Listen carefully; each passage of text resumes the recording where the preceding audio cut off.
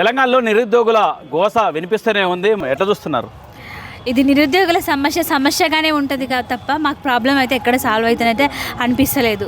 ప్రభుత్వాలు వస్తున్నాయి పోతున్నాయి, వాళ్ళకి మాత్రం పదవులు దక్కుతున్నాయి కానీ మాకు నిరుద్యోగులకు ఎలాంటి పదవులు కాదు, కనీసం ఒక జాబ్ కూడా వస్తలేదు.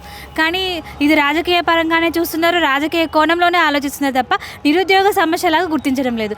మరి ఎందుకు ఈరోజు మీ ప్రభుత్వాలకు పట్టట్లేదు సార్? అర్థం కావట్లేదు. ఒక్కసారి బయటికి వస్తేనే కదా సొసైటీలో ఏం జరుగుతుందో మీకు తెలిసేది.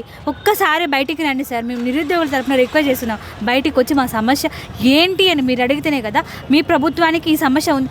ఒక ఇద్దరు ముగ్గురిని పక్కన పెట్టుకొని ఏమైనా సమస్య ఇది అంటే మా ప్రాబ్లం మీకు ఎలా అర్థమవుతుంది? బయటికి రండి, మీరు వస్తేనే.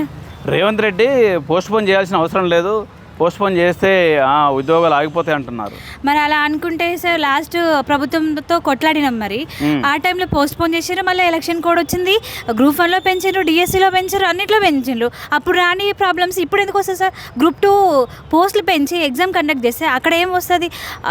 మీరు ఇచ్చిన హామీలే కదా సార్ మేము అడుగుతుంది, మీరు నెరవేర్చమనే కదా మేము అడుగుతుంది, ఇంకేం అడుగుతలేదు. పోస్టులు పెంచి ఎగ్జామ్ కండక్ట్ చేయండి, దాంట్లో ఎలాంటి న్యాయపరమైన చిక్కులు రావు, ఏ సమస్య లేవు. అది అలా మీరు అలా ఫీల్ అవుతున్నారు తప్ప నిరుద్యోగులకు అవే లేదు. మీరు బయటకు వచ్చి చూస్తే తెలుస్తుంది సార్ సొసైటీలో ఏం జరుగుతుందో మీకు అర్థమవుతుంది. బట్ ఎవరో చెప్పిన మాటలు విని నిరుద్యోగుల్ని అలా అనడం కొంచెం కూడా కరెక్ట్ కాదు రేవంత్ సార్. మీ ప్రభుత్వం మాకు ఖచ్చితంగా న్యాయం చేస్తుందనే వేలోనే ఉన్నాం. విమర్శలు పక్కన పెట్టండి, నిరుద్యోగులంగా ఉన్నాం కాబట్టి నిరుద్యోగ సమస్యగా ఆలోచిస్తే బెస్ట్ అని నా ఒపీనియన్. ఓకే, తదుపరి కార్యాచరణ ఏంటి? నిరుద్యోగులు ఏం చేస్తారు అసలు? మీతో ఏం కాదన్నట్లు ప్రభుత్వం ఉంది అంటే వాళ్ళు మాతో ఏది కాదు అని అట్లా తక్కువ అంచనా వేయొద్దు ఫస్ట్ ఆఫ్ ఆల్. ఎందుకంటే అట్లా భావించినట్టయితే ఇప్పుడు వాళ్ళు ప్రభుత్వంలో ఉండేవాళ్ళు కాదు. కేవలం నిరుద్యోగుల సపోర్ట్ వల్ల, వాళ్ళ ఓట్స్ వల్లనే వాళ్ళు ఇప్పుడు పదవిలో ఉన్నారు, పవర్లో కూడా వచ్చినారు. సో నిరుద్యోగులను తక్కువ అంచనా వేసి వాళ్ళని కించపరిచే విధంగా మాట్లాడితే అది సరికాదు. ఒక రెస్పెక్టెడ్ హోదాలో ఉండి కూడా మీరు అలా మాట్లాడడం అసలు కరెక్ట్ కాదు. ఆ పదవికే అవమానం, కానీ దానివల్ల మీకు ఏదో వస్తుందని అనుకోవద్దు. అండ్ మీరు మాటకు ముందు మాట వెనకాల ఆ పార్టీ ట్రాప్, ఈ పార్టీ ట్రాప్, వాళ్ళు చెప్పిస్తున్నారు, వీళ్ళు చెప్పిస్తున్నారు అనే మాట్లాడుతున్నారు. కానీ అరే స్టూడెంట్స్ ఎందుకు ఇంతగానో పరేషాన్ అవుతున్నారు? వచ్చి స్టూడెంట్స్ని ఒకసారి చర్చ చేద్దాం. వీళ్ళు నిజంగానే పార్టీ ట్రాప్లోకి పోతున్నారని మీకు అనిపిస్తే నిజంగానే స్టూడెంట్స్ని పిలిచి మాట్లాడండి కదా. ఎందుకు మాట్లాడకుండా మీకు నోటికి ఎంత వస్తే అంత ఆ ట్రాప్లు ఉన్నారు, ఈ ట్రాప్లు ఉన్నారు అని చెప్పేసి ఎప్పుడు సమస్యను తప్పుదో పట్టించే ప్రయత్నం చేస్తున్నారు? అది కరెక్ట్ కాదు కదా. నిరుద్యోగులు అనేవాళ్ళు ఏమి ఫూల్స్ కాదు కదా, వాళ్ళు చాలా ఎడ్యుకేటెడ్, వాళ్ళు ఒక రెస్పెక్టెడ్ హోదాలాకే వస్తారు కదా జాబ్ చేస్తే. అంటే ఇప్పుడు ఎగ్జామ్స్ కండక్ట్ చేస్తే దాంట్లో క్వాలిఫై అయిన వాళ్ళు అడ్మినిస్ట్రేషన్ నడుపుతారు. అడ్మినిస్ట్రేషన్ నడిపే వాళ్ళు అంత పిచ్చోలైతే కాదు కదా. సో మీరు అట్లా తక్కువ అంచనా వేయొద్దు. మీరు ఇట్లనే మహబూబ్నగర్ సభలో పరీక్షలు పెట్టి తీరుతామని చెప్పేసి క్లారిటీగా, అంత నిక్కచ్చిగా, అంత మొండి వైఖరి చూపిస్తే అది మంచిది కాదు. మీరు ప్రజాపాలన అనుకుంటా ముందుకొచ్చి మీ పాలనను కొనసాగిస్తున్నారు, కానీ ఎక్కడ కూడా ప్రజాపాలన లేదు. మొత్తం అడ్డుకంచెలేసి అడ్డుకునే ప్రయత్నం చేస్తున్నారు. తెలంగాణ ద్రోహులకేమో స్వాగతిస్తున్నారు, తెలంగాణ బిడ్డలకేమో అడ్డుకంచెలేస్తున్నారు, అరెస్ట్ చేస్తున్నారు, అక్రమ అరెస్టులు చేస్తున్నారు, నిందిస్తున్నారు, అవమానిస్తున్నారు. వాళ్ళని మొత్తం బాధ పెట్టి రోడ్లపైకి వచ్చేటట్టు చేస్తుంది మీరు. ఆ రోజు ఓట్ల కోసం వచ్చినప్పుడు తెలియదా? మళ్ళీ ఇంత స్టూడెంట్స్ని నమ్మించినప్పుడు తెలియదా? వాళ్ళకి హామీ ఇచ్చినప్పుడు నిలబెట్టుకోవాలని. నిరుద్యోగులతో చెలగాటం ఎందుకు ఆడాలి? ఇప్పుడు ఒక ప్రభుత్వాన్ని నిలబెట్టాలన్నా, ఆ ప్రభుత్వాన్ని కూల్చేయాలన్నా కూడా నిరుద్యోగులతోనే సాధ్యమవుతుంది. అర్థమవుతుందా? ఏ ఏ ఏ పార్టీ పవర్లోకి రావాలన్నా కూడా అందులో స్టూడెంట్స్ రోల్ అనేది చాలా కీలకమైనది. అది ఇప్పుడు మీరు పవర్లోకి వచ్చిన తర్వాత మీకు సహాయం చేసిన వాళ్ళని మర్చిపోవడం అనేది చాలా తప్పు. అట్లా చేయడం రాంగ్. మీ వెనక ఏదో అదృశక్తులు అంటే లైక్ కేటీఆర్, కేసీఆర్, హరీష్ రావు ఉన్నారని చెప్తున్నారు. సమస్య వచ్చినప్పుడు ప్రధాన ప్రతిపక్షమైన పార్టీల దగ్గరికి వెళ్ళడం జరుగుతుంది. వాళ్ళు కరెక్ట్గా స్పందించి మా డిమాండ్స్ని అనుకున్న టైంకి నెరవేరిస్తే ప్రతిపక్షాల పార్టీ దగ్గరికి ఎవ్వరు పోరు. అట్లంటే 8-9 months బ్యాక్ వాళ్ళు కూడా మా సమస్య మీద పోరాడిన వాళ్ళే కదా. మళ్ళీ అప్పుడు కూడా మా ఇష్యూని వాళ్ళు రాజకీయం చేసినారా? కాదు కదా. వాళ్ళు ప్రతిపక్షంలో ఉన్నారు కాబట్టి మా డిమాండ్స్ నెరవేర్చాలని వాళ్ళు కూడా ఫైట్ చేసినారు. అంటే ఏ స్టేట్లో అయినా ఎక్కడైనా కూడా ప్రతిపక్షం అనేది ప్రశ్నిస్తుంది. డిమాండ్స్ని నెరవేర్చకపోతే ప్రశ్నించి దాన్ని నిలదీసే వాళ్ళకి రోల్ ఉంటుంది. అది ప్రతిపక్షం అయినప్పుడు దాన్ని మీరు ట్రాప్గానో పొలిటికలైజ్ చేస్తుంది మీరు కదా ఇష్యూని. మీ మామన్న నిరాహారాలు దీక్షలు చేస్తే దాన్ని ఆర్టిఫిషియల్ ఉద్యమాలు అని అంటున్నారు. మీరు ఎప్పుడన్నా హార్ట్ఫుల్గా ఒక్క పనైనా చేసిర్రా? ఆర్టిఫిషియల్ అని చెప్పి స్టూడెంట్స్ మనోభావాలను కించపరిచే విధంగా మాట్లాడడం ఎంత మటుకు కరెక్ట్? కరెక్ట్ కాదు కదా. వాళ్ళు ఎందుకు అట్లా అవుతున్నారు, అసలు వాళ్ళని పిలిచి కదా మాట్లాడాలి. రేపటి నుంచి డిఎస్సి హాల్ టికెట్లు కూడా పెడుతుర్రు, రేపు గ్రూప్ 2 ఇవన్నీ వెంటనే పరీక్షలు పెట్టి తీరుతామంటున్నారు. అంటే ఇంకా హోప్స్ ఉన్నాయా మీకు? అంటే స్టూడెంట్స్ని ఇట్లా తొందరగా చెప్పించి ఎవరైతే మహేందర్ రెడ్డి ఆయన ఉన్నాడో ఆయన కొంచెం ముసలైన కావచ్చు, మేబీ అవన్నిటిని స్టూడెంట్స్ మీద రుద్ది వాళ్ళు గవర్నమెంట్కి క్రెడిట్ తీసుకోవాలనే ఒక ధోరణిలో స్టూడెంట్స్ని బాగా ఇట్లా ప్రెషరైజ్ చేస్తున్నారు. ఇప్పటికీ కూడా వాళ్ళు చూడు, ఇప్పుడు ఆయన రిటైర్మెంట్ అయిపోతాడేమో, వయసు అయిపోతుంది డిసెంబర్ 9 వరకు మేము ఎగ్జామ్స్ కండక్ట్ చేసి వెళ్ళిపోతామని సార్ అంటున్నారు రేవంత్ రెడ్డి గారు. అది ఎంత మటుకు కరెక్ట్? మీరు ఎవరు దొరకట్లేదు, ముసలోళ్ళని ఎందుకు పెడుతున్నారు? వాళ్ళ మీద ఉన్న ఇదిని మా మీద ఎందుకు రుద్దుతున్నారు? వాళ్ళ ఏజ్ అయిపోయి ఏమన్నా పోని, మా జీవితాలతో ఎందుకు ఆడుకుంటున్నారు? వాళ్ళకి అన్నీ అయిపోయినాయి, పోయి గమ్మును కూర్చుంటారు. మేము అట్లా కాదు కదా, మేము ఎంతో లైఫ్ చూడాల్సిన వాళ్ళం ఉన్నాము. సో అది తప్పు, అట్లా చేయడం రైట్ కాదు. మీరు స్టూడెంట్స్ పిలిచి చర్చ చేయాలి. అండ్ మీరు సబ్జెక్ట్ నాలెడ్జ్ లేకుండా ఎట్లా మాట్లాడగలుగుతారు? మేము గ్రూప్ 2, 3 పోస్టులు మీరు ఇచ్చిన అంటున్నారు. అది మీరు ఇచ్చిరా? మీకు తెలియదా ఎవరు ఇచ్చినారు? అది బీఆర్ఎస్ గవర్నమెంట్ ఇచ్చింది. ఆ నోటిఫికేషన్కి కూడా ఎగ్జామ్స్ కండక్ట్ చేయడం మీకు చేతన్ కాక గందరగోళమైన సిచ్యువేషన్స్ని తీసుకొచ్చి మళ్ళీ దాన్ని సైడ్ ట్రాక్ చేస్తున్నారు. గ్రూప్ 1:1 అడిగితే గ్రూప్ 1 పోస్ట్ పోన్ చేయమని అడుగుతున్నామని దాన్ని తప్పుగా చిత్రీకరిస్తున్నారు. అంటే ప్రతిదీ ఇట్లనే చేస్తారా? ఇంకా మళ్ళీ గ్రూప్ 2, 3 పోస్టులు పెంచమంటే మేము పెంచాము, జాబ్ క్యాలెండర్ ఇస్తాము, దాంట్లోనే ఇస్తామని అంటే మళ్ళీ ఎవరైతే నీ పార్టీని నిలబెట్టడానికి కృషి చేసిన వాళ్ళు ఉన్నారో వాళ్ళ ఏజ్ అయిపోయే పరిస్థితి ఉంది ఈరోజు. వాళ్ళకి మీరు ఏం సమాధానం చెప్తారు? అంటే దీన్ని బట్టి అవసరానికి జరగని న్యాయం ఆ తర్వాత జరిగిన వ్యర్థమే కదా. Justice delayed is justice denied. Okay చెప్పండి. నిన్న మహబూబ్ నగర్ సభలో సీఎం రేవంత్ రెడ్డి గారు పోస్టులు పెంచేది లేదు, ఎగ్జామ్ యథాతథంగా జరుగుతుందని చెప్పారు. అంటే ఇన్ని రోజులు మేము ఫైట్ చేస్తున్నాం కదా నిరుద్యోగులం. ఎందుకంటే గ్రూప్ 1లో చెప్పండి, గట్టిగా చెప్పండి. గ్రూప్ 1లో చెప్పండి. గ్రూప్ 1 అనేది 60 పోస్టులు పెంచి గ్రూప్ 1 60 పోస్టులు పెంచి 60 పోస్టులు పెంచి ప్రీ నోటిఫికేషన్ ఇచ్చిండు. అంటే 60 పోస్టులు పెంచి పోస్ట్ పోన్ చేసిండు, అంటే టైం ఇచ్చిండు. అంటే 60 పోస్టులు పెంచి పోస్ట్ పోన్ చేసిండు గ్రూప్ 1ని. దానికి లేని న్యాయపరమైన చిక్కులు గ్రూప్ 2కు పోస్టులు పెంచి పోస్ట్ పోన్ డిసెంబర్ నిర్వహిస్తే దానికి ఏమొస్తుంది న్యాయమైన చిక్కులు? అంటే ఈ నోటిఫికేషన్లని ఖచ్చితంగా డిసెంబర్ వరకు నిర్వహిస్తాం. డిసెంబర్ వరకు అన్ని నోటిఫికేషన్లు కంప్లీట్ అయితే జనవరి నుంచి జాబ్ క్యాలెండర్ ఇస్తామని సీఎం రేవంత్ రెడ్డి సార్ చెప్పిండు. అంటే గ్రూప్ 3 అనేది నవంబర్లో ఇస్తారు కదా, గ్రూప్ 2 అనేది డిసెంబర్లో ఇస్తే అతనికి వచ్చిన న్యాయపరమైన చిక్కులు ఏంటి? అది క్వశ్చన్. ఒక అశోక్ సార్ కూడా ఆమరణ నిరాహార దీక్ష చేస్తున్నారు, అయినా పట్టించుకోవట్లేదు, ఆయనకు ట్రీట్మెంట్ కూడా ఇవ్వట్లేదు. ఎట్లా చూస్తారు? ఇది చాలా ఘోరమైన విషయం. సార్ అనేది ఇప్పుడు ఈ రోజు నుంచి 8 రోజుల వరకు 28 రోజులు సార్ ఆరోగ్యం అనేది క్షీణించింది. నిజమైన సార్ కూడా ఇంటి చుట్టూ పోలీసులు ఉన్నారు, పోలీసులతోనే ఇట్లా నిర్బంధం చేసిర్రు. నిజమైన మా నిరుద్యోగులు అనేది మేము ఓపికతో పడుతున్నాం. సార్ ఆరోగ్యం ఏమైనా క్షీణించి సార్కి ఏమైనా అయితే మాత్రం ఘోరం ఉంటుంది. మొత్తం టీఎస్పీఎస్ని టీజీపీఎస్ని ఖచ్చితంగా ముట్టడి చేస్తాం. ఇంకా గవర్నమెంట్ కూడా పడగొట్టే ఛాన్స్ చేస్తాం, గట్టిగా చేస్తాం ఉద్యమం అనేది. ఇంకేంటి, ఇంకా ట్రీట్మెంట్ లేదు ఈ సార్కి, ఏం లేదు సార్. ఇంకా గవర్నమెంట్ నుంచి ఏం ట్రీట్మెంట్ చేస్తలేరు, ఏం లేదన్నమాట. అంటే ఇది ఖచ్చితంగా గ్రూప్ 2 పోస్టులు అనేది ఖచ్చితంగా పెంచి డిసెంబర్లో నిర్వహించాలి. ఇది న్యాయమైన డిమాండ్. ఇంకోటి విషయం ఏంటంటే ఇలా పెంచకపోతే 2 రోజుల్లో మేము చలో ఢిల్లీ అనే ప్రోగ్రాం పెట్టి రాహుల్ గాంధీ కలిసి జంతర్ మంతర్ వద్ద నిరసన చేస్తాం, గట్టిగా చేస్తాం. అప్పుడు గవర్నమెంట్ని అనేది అప్పుడు ఉంటుంది కదా గవర్నమెంట్ పరిస్థితి.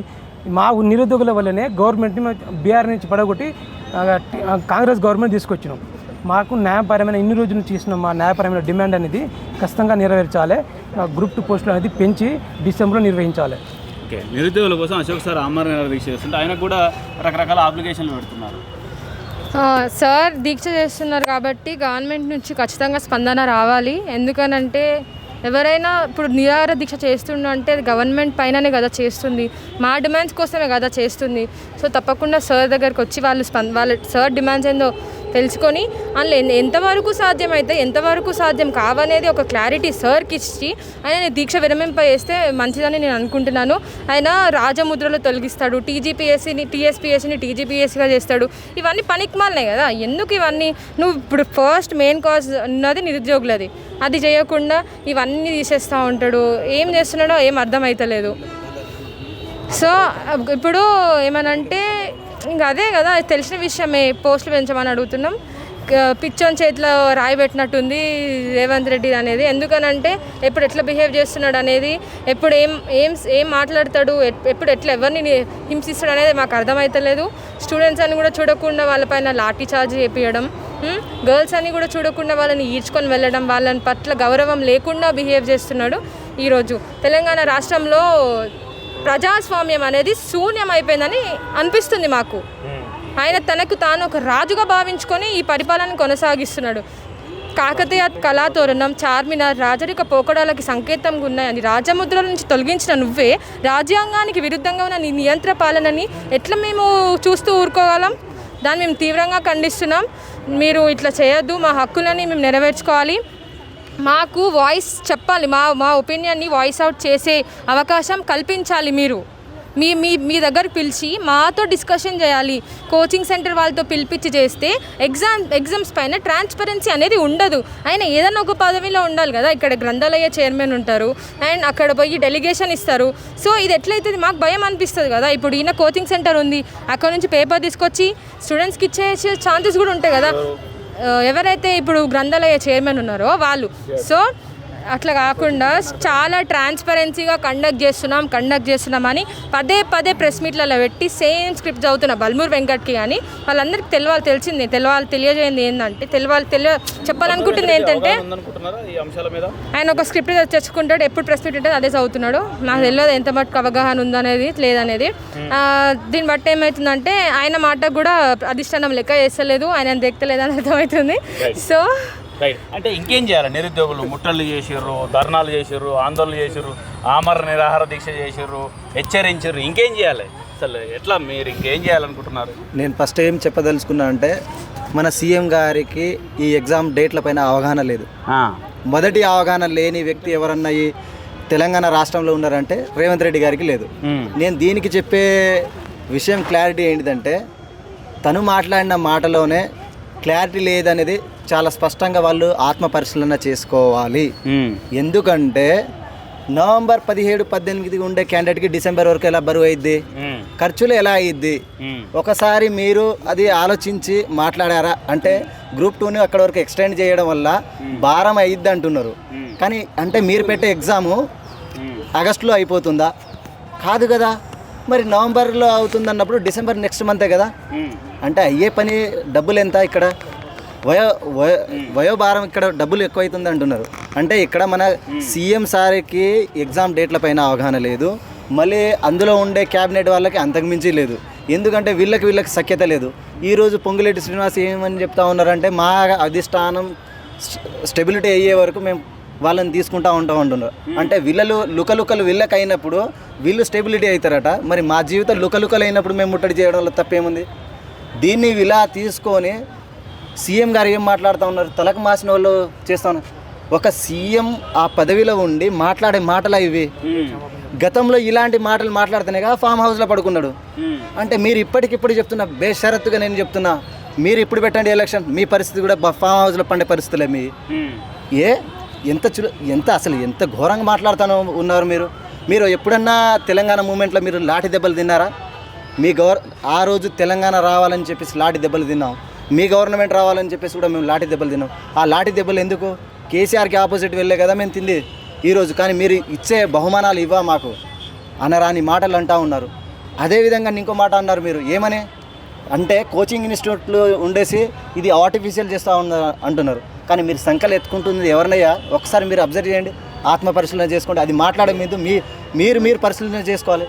అదే 5 మంత్ర రియాజ్ ఎవరు? Coaching institute. ఇప్పుడు ఇక్కడ ఏమనుకోవాలి మేము అంటే మీరు చేస్తేనేమో అది సంసారం, మేము చేస్తే వ్యభిచారం. ఇదా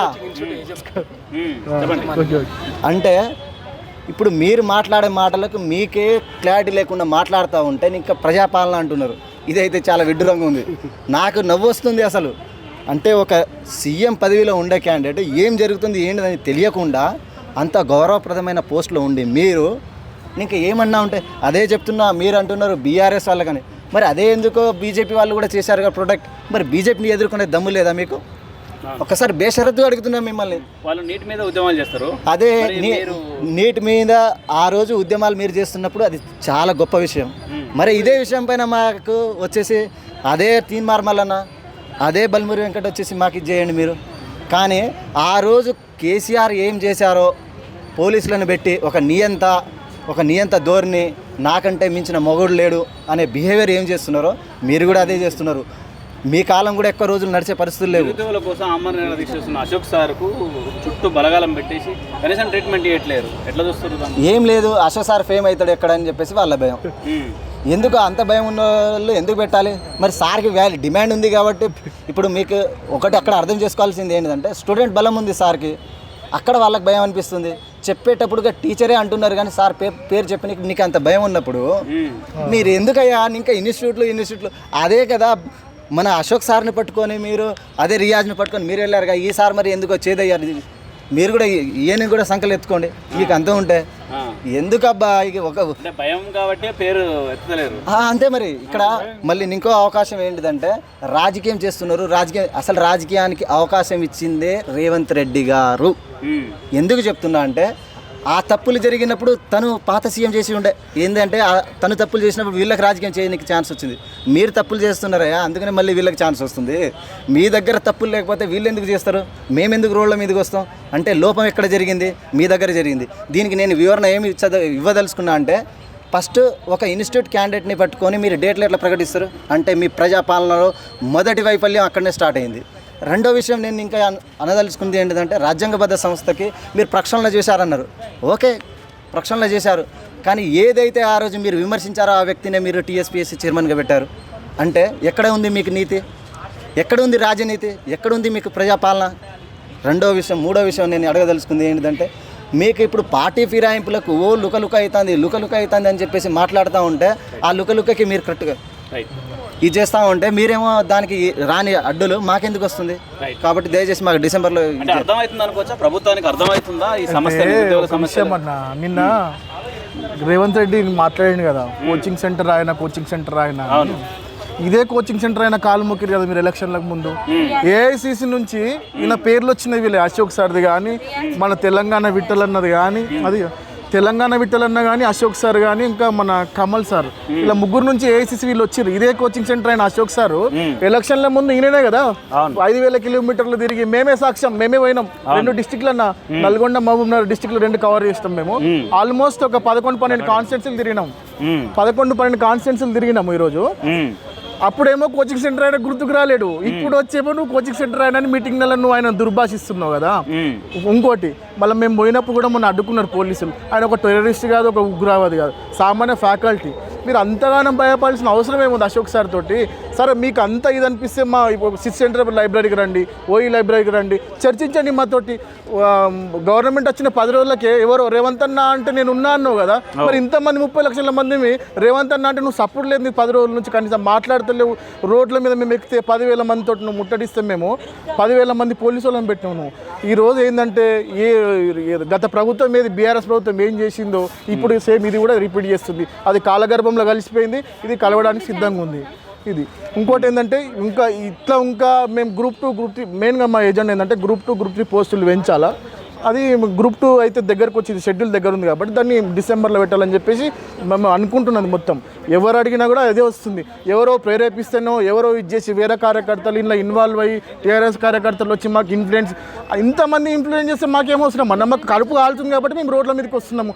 ఇదే మొద్దు నిద్రల గవర్నమెంట్ ఉంటే మాకు కనుక గ్రూప్ 2 గ్రూప్ 3 పోస్టులు పెంచకుండా డిసెంబర్లో ఎగ్జామ్ పెట్టకపోతే మాత్రం ఇంకా తీవ్ర పరిణామాలు ఉంటాయి. ఇది మాత్రం మేము ఫైనల్గా అల్టిమేటం చేస్తున్నాం గవర్నమెంట్కి. ఇంకొకటి ఇట్లా ఇంకా పాసిబుల్ కాకపోతే మేము ఢిల్లీ గోని కూడా మేము సిద్ధంగా ఉన్నాం. 1000 మంది తోటి చలో ఢిల్లీ ప్రోగ్రామ్ పెట్టుకుంటాము. జంతర్ మంతర్లో మేము పర్మిషన్స్ కూడా తీసుకోవడానికి మాకు అన్ని రకాలుగా మాకు అన్ని సహకారం ఉంది పైనుంచి. మేము ఏ విధంగా చేయాలో ఆ విధంగా మేము చేసుకుంటాం. రాహుల్ గాంధీకి మేము పక్కా మేము జంతర్ మంతర్లో మేము పెద్ద ప్రోగ్రామ్ పెట్టుకుంటాము 1000 మంది. అప్పుడు ఏదైతే ఈయన అంటుండగా రేవంత్ అన్న మేము ఆడ చూసుకుంటాం, మేము ఢిల్లీలో తెలుసుకుంటున్నాం. నువ్వు కూడా ఢిల్లీకి పోతున్నాం కదా, మేము కూడా ఢిల్లీకి వస్తాం. నువ్వు 17 సార్లు ఎట్లా తిరిగినావు, మేము కూడా తిరగడానికి రెడీ ఉన్నాం. మేము అడిగేది ఏం లేదన్న, గ్రూప్ 2 గ్రూప్ 3 పోస్టులు పెంచాలా, ఎగ్జామ్ డిసెంబర్లో పెట్టాలి. లేకపోతే గత ప్రభుత్వం ఎట్లయితే గర్భంలో కలిసిపోయిందో ఇది కూడా సిద్ధంగా ఉందన్న. పోస్టులు పెంచే ఆలోచన ఏమి చేయట్లేనట్టు కనిపిస్తుంది. పెంచకపోతే మేము మా ఉద్యమం ఎట్లా చేయాలో మాకు తెలుసు. మాకు మొన్ననే 10,000 మందితోటి చూసారు కదా, మొత్తం నిండిపోయింది. మొత్తం ఎక్కడిదక్కడ రాష్ట్రం మొత్తం కూడా అగ్నిగుండమయ ప్రమాదంలో ఉంది. రేవంత్ రెడ్డికి బల్మూరు వెంకట వీళ్ళందరూ మిస్గైడ్ చేస్తారు. వీళ్ళు యాక్చువల్గా చర్చించాల్సింది ఎవరితోటి మంచి ఎవరైతే ఉన్నారో. చిక్కడపల్లి లైబ్రరీ రా, నువ్వు పోయి లైబ్రరీకి చర్చించు. నువ్వు నీ కోటరీలో ఉన్న వాళ్ళకు కనీసం చదవని వాళ్ళని తీసుకొని వచ్చి నువ్వు డేట్లు ఫిక్స్ చేసుడు, మాట్లాడుకుంటా ఇది చేసుడు, అదంతా అవసరం లేదు కదన్న.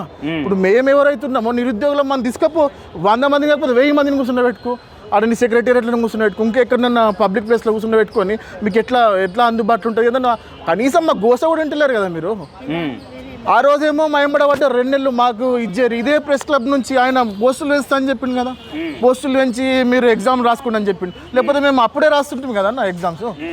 అప్పుడు దగ్గర సంవత్సరం నుంచి వెయిట్ చేయాల్సిన అవసరం మేముంది. ఇదే ఎగ్జామ్లో అప్పుడు పెడితే మేము రాయకుంటామా మేము? అవునా కదా? దానికోసం ఇంత 1 year వెయిట్ చేయాల్సిన అవసరం ఏమో. నువ్వు జాబ్ క్యాలెండర్ వేసుకో, మాకు సంబంధం లేదు, వేసుకో. నేను దానికి జాబ్ క్యాలెండర్ గురించి నేను ఏమంటలేదు. ఈ ఉన్న నోటిఫికేషన్ 2 నెలల నుంచి మొత్తం ఇదైపోతుంది. దీంట్లో ఏమైనా పోస్టుల నుంచి రాసుకుంటే గత 8 సంవత్సరాల నుంచి నోటిఫికేషన్ లేదన్న. ఇప్పుడు వచ్చి కొంచెం మంచి రాసుకుంటే వీళ్ళు వెళ్ళిపోతారు, క్లియర్ అయిపోతారు.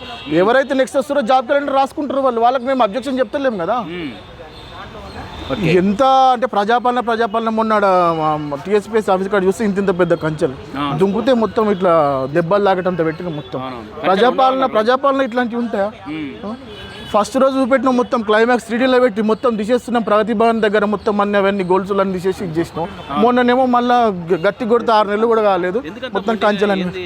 ఏమో ప్రభుత్వం వైఖరేమో అర్థమవుతలేదన్న. గత ప్రభుత్వానికి పట్టిన గత వీళ్ళకి కూడా దగ్గరలో ఉన్నారు వీళ్ళు. ఇక మా తరపున అల్టిమేటం చేసేది ఏంటంటే పోస్టులు పెంచకపోతే మాత్రం భారీ ఎత్తున ఉద్యమం ఉంటుంది. ఇది మాత్రం ఉద్యమం అన్న. Thank you. నిన్న మహబూబ్ నగర్ సభ నుంచి రేవంత్ రెడ్డి సార్ ఏమన్నారంటే, మీరు కోచింగ్ ఇన్స్టిట్యూట్ వాళ్ళు కొంతమంది కోచింగ్ ఇన్స్టిట్యూట్ యజమానులు ప్రలోభాలు పెట్టి మాఫియా నుంచి కొంతమంది విద్యార్థులను రెచ్చగొట్టి ఇట్లా పోస్ట్ పోన్ చేపిస్తే కోచింగ్ ఇన్స్టిట్యూట్ మన 100 కోట్ల వరకు వాళ్ళ దోచుకుంటారు. వీళ్ళు అంటే 100 కోట్లు వాళ్ళకు దోచుకుంటారు. విద్యార్థులు మళ్ళీ ఫీజులు వసూలు చేస్తారు. కొంతమంది విద్యార్థులను రెచ్చగొట్టి చేస్తున్నారు ఈ కోచింగ్ ఇన్స్టిట్యూట్ వాళ్ళని చెప్పారు కదా ఈ రేవంత్ రెడ్డి సారు. ఇప్పుడు అదే కోచింగ్ ఇన్స్టిట్యూట్, అదే 5 మంత్ర అకాడమీ యజమాని అయిన రియాజ్ సార్ని గ్రంథాలయ చైర్మన్ పదవి ఇచ్చిన గవర్నమెంట్ నుంచి గ్రంథాలయ చైర్మన్ పదవి ఇస్తారు. ఇతను మాకు ఒక్కటి జాబ్ ఇవ్వరు. మాకు న్యాయబద్ధమైన గ్రూప్ 3 ఎగ్జామ్ టైంలోనే ఒక 10 రోజులు, ఒక వారం డిస్టెన్స్లోనే గ్రూప్ 2 నిర్వహించాలని మా న్యాయమైన డిమాండ్కు ఇతను అంగీకరించాడు. ఒక కోచింగ్ ఇన్స్టిట్యూట్ అకాడమీ, ఒక కోచింగ్ 5 మంత్ర అకాడమీ యజమానికి గ్రంథాలయ చైర్మన్ పదవి ఇస్తావు నువ్వు. మాకు న్యాయపరమైన డిమాండ్కు నువ్వు పరిష్కరించావు. నీకు ఇంటెలిజెన్స్ ఏమైనా నువ్వు పెట్టుకున్న ఇంటెలిజెన్స్ రేవంత్ రెడ్డి సారు మీరు పెట్టుకున్న ఇంటెలిజెన్స్ పప్పుగాల మాకు న్యాయపరమైన డిమాండ్ మీ దగ్గర రావట్లేదా? మరి మీకు కలిసినా మీకు రావట్లేదా? మరి ఇంత మోసం జరుగుతుంది. మాకు ఖచ్చితంగా గ్రూప్ 2 పోస్టులు పెంచి గ్రూప్ 3 టైంలోనే ఒక వారం వ్యవధిలోనే డిసెంబర్లో గ్రూప్ 2 నిర్వహించాలి. ఇది మాకు న్యాయపరమైన డిమాండ్ పరిష్కరించాలి.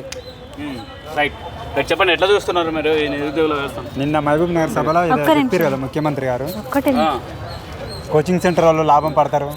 ఇంకోటి ప్రతిపక్షం వాళ్ళ మాజీ మంత్రి వాళ్ళు దీక్ష చేయమని. వాళ్ళు ఎందుకు దీక్ష చేస్తారు? వాళ్ళు గ్రూప్ 1కి అప్లై చేసిరా, గ్రూప్ 2కి అప్లై చేసిరా, 3కి అప్లై చేసిరా, డీసీకి అప్లై చేసిరా. అంటే గత కాంగ్రెస్ ప్రభుత్వం మరి బీఆర్ఎస్ ప్రభుత్వం మీద అప్పుడు కూడా వీళ్ళు దీక్షలు చేసిరు కదా, వాళ్ళు ఏమైనా దీక్షలు చేసిరా? చేయలే కదా. ఇప్పుడు నిన్న అంటే ఇప్పుడు మేము ఎవరైతే ఉన్నామో నిరుద్యోగులం, మా పోస్టులు గ్రూప్ 1, గ్రూప్ 2, గ్రూప్ 3 పోస్టులు పెంచి కొంచెం సమయం ఇవ్వాలని మేము గట్టిగా ఫైట్ చేస్తుంటే ఇప్పుడు బీఆర్ఎస్కు ఇప్పుడు కోవట్టులు అనడం, మీరు పోస్టులు పెంచి మాకు సమయం ఇస్తే మేము వాళ్ళ దగ్గరికి ఎందుకు అడుగుతాం? మేము ఎవరినో అశోక్ సార్ అంటే ఇప్పుడు మన ప్రభుత్వాన్ని ఎందుకు భయం? 30 మంది పోలీసులను పెడుతున్నారు. ఒక మన ఫ్రెండ్స్గా మేమందరం కలిసి 20 మంది కలవనీకపోతే ఫోన్లు తీసుకోవడం, చూడడం, అక్కడ పోలీసు వాళ్ళంతా సిబ్బంది ఎన్ని గ్రూపులు పెట్టినావు, ఏం చేస్తున్నావు? అంతగానో భయం ఎందుకు? అంతగానో భయపడవలసిన అవసరం ఏముంది? ఏమైనా ఉంటే డైరెక్ట్గా మీరు ఒక 10 మంది స్టూడెంట్స్ని పిలిచి మీకు ఏం కావాలి, మీరు ఏం డిమాండ్స్ ఏందని మీరు అడిగి మీరు పోస్టులు కొంచెం పెంచి మాకు సమయం ఇస్తే మేము ఎవరి దగ్గరకు ఎవరు ప్రతిపక్ష నాయకుని దగ్గరకు పోవాల్సిన అవసరం లేదు. మాదేందో మేము చదువుకొని జాబులు కొట్టుకొని మా పని మేము చూసుకున్నాం కదా. కనుక మాకు ఖచ్చితంగా పోస్టులు పెంచాలి, మాకు కొంచెం సమయం ఇవ్వాలి. లేకపోతే మీ 119 పోస్టులు ఖాళీ చేయండి, వాటికి అప్లై చేసుకుంటాం, మేమే జాబులు కొట్టుకుంటాం, మేమే పరిపాలించుకుంటాం. రైట్. ఎట్లా అశోక్ సార్ని ఇంకా నిర్బంధిస్తారు, ఎట్లా చూస్తున్నారు? నిర్బంధిస్తున్నారు అంటే అది ప్రభుత్వం ఆలోచించాలి. మరి ఒక్కసారిని పట్టుకొని అంతమంది డిపార్ట్మెంట్ ఫోర్స్ అంతా దింపి సార్ ఏం చేస్తాడండి? తను కూడా ఒక ఆల్రెడీ ఎమ్మెల్సీగా కంటెస్ట్ చేసిన ఒక కంటెస్టెడ్. తనకు ఒక కనీసం ఒక హోదా అనేది కూడా ఇవ్వాలి కదా. తను ఒక పబ్లిక్ డొమైన్లో ఉన్నాడు కదా, అలా ఎలా మీరు ఇది చేస్తారు? అరెస్ట్ చేసిండ్రు, హౌస్ అరెస్ట్ చేసిండ్రు, కనీసం ట్రీట్మెంట్ లేదు సార్కి ఇప్పటి వరకు. మరి సార్కి ఏదన్నా అయితే అప్పుడు ఎవరు బాధ్యత వహించాలి? ఖచ్చితంగా ప్రభుత్వమే కదా వహించాల్సింది. సార్ మేము ఒక్కటే రిక్వెస్ట్ చేస్తున్నాము, మేము అడగకుండానే రాహుల్ గాంధీ సార్ని సెంట్రల్ లైబ్రరీకి పిలిపించి నిరుద్యోగుల సమస్యలు తెలుసుకున్నారే. మరి ఇప్పుడు మేమే అడుగుతుంటే మా సమస్యలు మీరెందుకు సార్ పట్టించుకోవడానికి వస్తలేరు? ఒక్కసారి ఆలోచించండి. అండ్ అశోక్ సార్ కూడా దీక్ష చేస్తున్నాడు, సార్కి చాలా క్రిటికల్గానే ఉంది. మేము ఒకటే రిక్వెస్ట్ చేస్తున్నాము, మేబీ సార్కి ఏమన్నా అయితే అది ప్రభుత్వమే బాధ్యత వహించాలి. ప్లస్ ఏదైతే ఉందో గ్రూప్ 2 గ్రూప్ 3 పోస్టులు పెంచి డిసెంబర్లో పెట్టమని మా ప్రధాన డిమాండ్ ఉంది. సార్ దీక్ష కూడా విరమించాలని చెప్పి మేము నిరుద్యోగుల తరపున మేము రిక్వెస్ట్ చేస్తున్నాము. అశోక్ సార్ ఎవరైతే ఉన్నారో బక్కా జడ్సన్ సార్ కూడా ఆల్మోస్ట్ చేస్తున్నారు. సార్ కూడా మేము ఒక్కడే చెప్తున్నాం, మీరు మా తరపున చేస్తున్నారు కాబట్టి ఒకవేళ మీ ఆరోగ్యం క్షీణిస్తే ఈ ప్రభుత్వం ఖచ్చితంగా దానికి బాధ్యత వహిస్తుంది. మేము నిరుద్యోగులం ఖచ్చితంగా మీ దగ్గరకు వచ్చి మాట్లాడతాము, దీక్ష విరమించాలి అని చెప్పేసి. సో మేమందరం కోరుతున్నాం. ఇక్కడికి వచ్చేసి ప్రతి రోజు ప్రతి ఆ సందర్భంలో కూడా ఇక్కడ చెప్తున్నారు. నిరుద్యోగులు పక్క చెప్తుంటే నిరుద్యోగుల గొంతులోకి వెళ్ళి ఏమేమి వాయిస్ వస్తుందో వెంటనే వింటేందుకు దగ్గరలో ఉంటారు పోలీసులు. ఈ విధంగా పోలీసులు అందుబాటులో ఉంటున్నారు. ఎప్పటికప్పటికి ఏం మాట్లాడినా కానీ కష్టమే, వెంటనే రిపోర్ట్ చేస్తుంటారు. అంటే నిరుద్యోగుల గొంతులోకి వెళ్ళి ఏ పదం వచ్చినా కానీ ఈ విధంగా నిరుద్యోగులు కూడా పోలీసులకు దండాలు పెడుతున్నారు. అక్కడ చూడొచ్చు, అక్కడ వరకు అవతల కూడా ఉన్నారు. ఒకసారి చూద్దాం రండి, కెమెరామెన్ గారు ఒకసారి రండి. ఇట్లా ఎక్కడ ఇది పోతే ఇది డీజీపీ ఆఫీసా? ఒకసారి చూడండి ఎంత పెద్దగా ఉన్నారు పోలీసు. ఇక్కడ చూడండి, ప్రెస్ క్లబ్ బార్ ఉంది, ఇక్కడ ప్రెస్ క్లబ్ ఆఫ్ హైదరాబాద్. ఇక్కడ చూడొచ్చు బషీర్బాగ్ ప్రెస్ క్లబ్. ఎంతమంది పోలీసులు ఉన్నారో చూడండి. ఇదే అంటే అశోక్ సార్ ఇంటి దగ్గర ఎట్లా ఉన్నారు, ఇక్కడ కూడా అట్లే ఉన్నారు. చూడొచ్చు, ఇక్కడి నుంచి అక్కడ వరకు, అక్కడి నుంచి అక్కడ వరకు. ఇది లైబ్రరీలో జర్నలిస్టులు ఉంటారు, నిరుద్యోగులు, లేదంటే ఇక్కడ ప్రెస్ మీట్ పెడుతుందుకు వచ్చేటట్టుగా వాళ్ళు ఉంటారు. ఈ విధంగా నిరుద్యోగులు కూడా వాళ్ళ గోడలు లభిస్తున్నారు. గతంలో ఏం జరిగింది, ఒకప్పుడు మీరు ఉద్యోగుల్ని నిరుద్యోగులే గత చరిత్ర గుర్తు చేసుకోండి అని చెప్తున్నారు. ఆకలి నిద్ర మాని కాలే కడుపులతో చదువుకుంటున్నామంటూ ఈ విధంగా చూడొచ్చు. నిరుద్యోగులపై మొండి వైఖరి నశించాలంటే ఈ విధంగా ప్లకార్డులు పట్టుకొని వాళ్ళు ప్రతి డోరు, ప్రతి పార్టీని, ప్రతిపక్షాలని, ప్రతి సంఘాన్ని, కుల సంఘాలని అందరూ కూడా ఈ విధంగా అడుగుతున్నారు. మెరిట్ ఓపెన్ పెద్ద మోసం, ఈ విధంగా రకరకాల ప్లకార్డులు పెట్టేసి ఈ విధంగా ప్రభుత్వానికి వినిపించే విధంగా, ప్రభుత్వానికి తెలిసే విధంగా వీళ్ళు నిరాహార దీక్షలు, దాంతోపాటు అశోక్ సార్ ఆమరణ నిరాహార దీక్ష, అంతకంటే ముందు మోతీలాల్ నాయక్ దీక్షలు చేపడుతున్నారు. ఈ విధంగా దీక్షలు చేపట్టినాం, ధర్నాలు చేసినాం, ఎక్కడ ఇందిరాపార్క్ దగ్గర ధర్నాలు చేసినాం, దాంతోపాటు టీజీపీఎస్సీలు ముట్టడించడం, ఇంకేం చేయాలని నిర్ణయిస్తున్నారు నిరుద్యోగులు. ఇప్పుడు పోస్టులు పెంచి ఇప్పుడు 6 ఏళ్ల సంది నోటిఫికేషన్ లేవు, పంచవర్ష ప్రణాళికలు లేక పంచవర్ష నోటిఫికేషన్లు వస్తున్నాయి. దాంతో ఒక్కొక్కరు ముదిరిపోయిన బెండకాయలు లేక, దాంతో పెళ్లిళ్ళు చేసుకోనట్టుగా పెళ్లిళ్ళు చేసుకోకుండా, పెళ్లిళ్ళు చేసుకున్న వాళ్ళు పిల్లలు కనుకుంటా ఈ విధంగా ఒక జనరేషన్ ఆపుతున్నట్టుగా పరిస్థితి ఉంది ప్రభుత్వాల తీరు. ఎందుకంటే కొద్ది రోజుల తర్వాత, ఒక 20-30 ఏళ్ల తర్వాత ఈ గ్యాప్ ఎందుకు వచ్చింది బర్త్ రేటు అని చూస్తే ప్రభుత్వాల నిర్ణయాలు లోపాలు కూడా ఆ తర్వాత కనిపిస్తాయి. అలాంటి పరిస్థితి ఉంది. గతంలో ఉన్నట్టుగా బీఆర్ఎస్ ప్రభుత్వం చాలా అన్యాయం చేసింది. ఈ ప్రభుత్వం వచ్చిన తర్వాత నిరుద్యోగులతో ఏర్పడినట్టుగా ఈ ప్రభుత్వం కూడా అదే నిర్ణయాలు తీసుకుంటుంది. అందుకే మండిపడుతున్నారు నిరుద్యోగులు కూడా. ఎందుకంటే ప్రతి ఒక్కరు కూడా, పోలీసులు కూడా ఆలోచన చేయాల్సిన అవసరం. ఎందుకంటే మీరు ఏర్పడ్డది ఇలాంటి వాళ్ళు ఉద్యమాలు చేస్తేనే మీకు కూడా ఉద్యోగాలు వచ్చినాయి. ఆ రోజు అశోక్ సార్ కూడా మీకోసం చేసి అది గుర్తుంచుకోవాలి డిపార్ట్మెంట్ కూడా. ఎందుకంటే ఐటీ విషయంలో కావచ్చు, రిజర్వేషన్ల విషయంలో కావచ్చు, మెయిన్స్ కట్ ఆఫ్ విషయంలో కావచ్చు, రకరకాల ఇష్యూస్. ఎందుకంటే రకరకాల ఇబ్బందులు పెట్టారు ఆ డిపార్ట్మెంట్ జరిగేట్టుగా. ఎగ్జామ్లో కూడా అన్ని ప్రతి నోటిఫికేషన్కి ఒక సమస్య ఉంటుంది. ఎందుకంటే నేను కూడా గతంలో నిరుద్యోగిగా ఉండి కేసీఆర్ బాధితుల్లో నేను కూడా బాధితుని చెప్పుకోవచ్చు. గత ప్రభుత్వం 10 ఏళ్ల సంది నోటిఫికేషన్ లేకపోవడం, కొన్ని అయితే పుష్కరకాల నోటిఫికేషన్లు ఉన్నాయి. గ్రూప్ 1 అయితే పుష్కరకాలం 12 ఏళ్ళు అయిపోయింది. గ్రూప్ 1 నోటిఫికేషన్ రాకపోవడంతో దీంతో ఎంతో మంది వాళ్ళ కోరికలనంతా ఏమంటారు కోరికలను అంచుకొని కోరికలు మొత్తం కొట్టేసుకోవాల్సిన పరిస్థితి దాపరించింది చెప్పుకోవచ్చు. ఇప్పటికైనా ప్రభుత్వం కూడా నిరుద్యోగుల మీద ఆలోచన చేయాల్సిన అవసరం ఎంతైనా ఉంది. వీళ్ళు కోరే పెద్ద గొంతమ్మ కోరికలేం కాదు. మీరు ఇస్తున్నట్టుగా 2 లక్షల ఉద్యోగాలకు వెళ్ళి కొద్దిగా పడేరి వాళ్ళ పని వాళ్ళు చేసుకుంటారు, మీ పని మీరు చేసుకోరు. ఎందుకంటే మీ పని మీరు సజావుగా చేసుకోవాలంటే మీరు ఏమేమి పనులు చేస్తారో మా అందరికీ తెలుసు. మీరు చేసేటట్టుగా సజావుగా మీరు చేసే పనులు చేసుకోవాలంటే వీళ్ళ పని వీళ్ళు సజావుగా చేసుకుంటేనే మీ పనులు మీకైతాయి. లేకపోతే ఆ చెవిలో జొర్రిగా జోరినట్టు నిరుద్యోగులు జోరుతూనే ఉంటుంటారు. గతంలో కేసీఆర్కు కూడా తెలుసు, అందుకే కేసీఆర్ కూడా దీని మీద వేచి చూస్తున్నాడు. ఎప్పుడు ఈ సమస్యను ఎట్లా టేకప్ చేయాలన్నట్టుగా ఆలోచనతో కూడా ఉన్నారు. అంతకంటే ముందే మీరు ఈ సమస్యను పరిష్కరించుకొని ఆ నిరుద్యోగుల పాలిట ఒక విధంగా చెప్పాలంటే నిరుద్యోగులకు ఈ సమస్య పరిష్కరించాలని కోరుదాం. ధర్మసం సురేష్తో రవిచంద్ర.